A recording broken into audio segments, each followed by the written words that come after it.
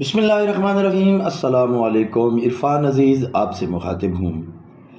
मैं एक सफ़र में था, मानसरा से कराची की तरफ गाड़ी में सवार था और मेरी सीट के पीछे जो है एक मोहतरम बैठे हुए थे और उनके घर से कॉल आती है और उनका बेटा जो है ना वो फ़ोन पे अपने अब्बू को ये बात कह रहा है कि अब्बू मुझे टीचर ने मारा है।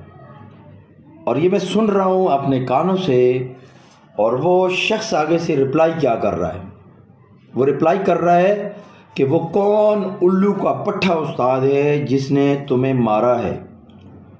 उसने जुर्रत कैसे की कि तुम्हारे को इस तरीके से, आप मुझे उसका नाम बताओ, मैं उसको बताऊंगा।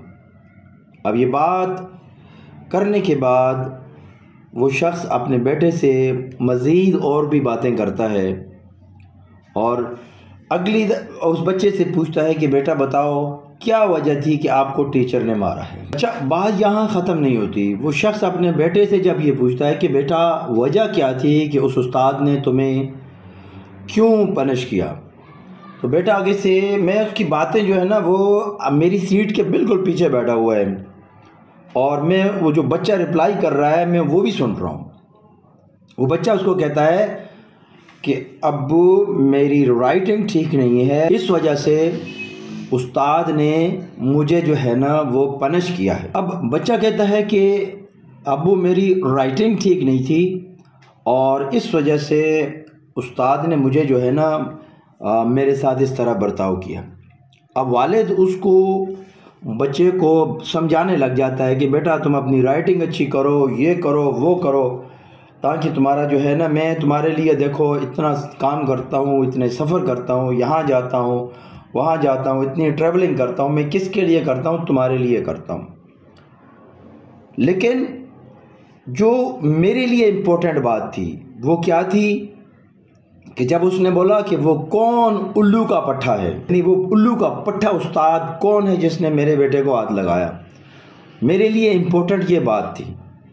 मैं जानता था कि उस बच्चे को उस उस्ताद ने अगर जो कुछ बोला है उसकी राइटिंग दुरुस्तगी के लिए उसको बोला है। बच्चा खुद अपने बाप को बोल रहा है, लेकिन बाप उस्ताद के बारे में वो क्या बोल रहा है, किस तरीके से वो अपने बेटे के जहन में डाल रहा है कि उस्ताद की कोई अहमियत ही नहीं है। यानी उसको उल्लू का पट्ठा जब उसने कह दिया तो बेटे के जहन में क्या उस्ताद के लिए अहमियत गया।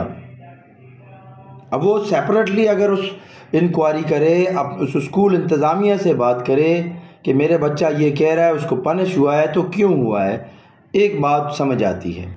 आजकल अक्सर जो बच्चे हैं और वालिदैन हैं उनके जहनों में एक ही चीज़ होती है और उमूमन जो इस किस्म की जो बातें सुनने को मिलती हैं वो जहन में उनके ये होता है कि कोई रूल रेगुलेशन को उनके लिए कोई इम्पोर्टेंट नहीं रखता।